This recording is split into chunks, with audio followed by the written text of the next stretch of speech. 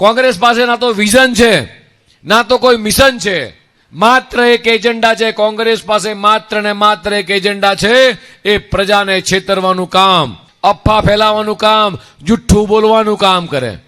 તમારા દરવાજે કદાચ કોંગ્રેસના નેતા આવે તો પૂછજો કે દાયકાઓ સુધી તમે શું કર્યું. દાયકાઓ સુધી કોંગ્રેસના નેતાઓએ આ દેશના તમામ નાગરિકોને આમથી આમ ભટકતા રાખ્યા, લટકતા રાખ્યા, કે એમના કામ અટકાવતા રાખ્યા.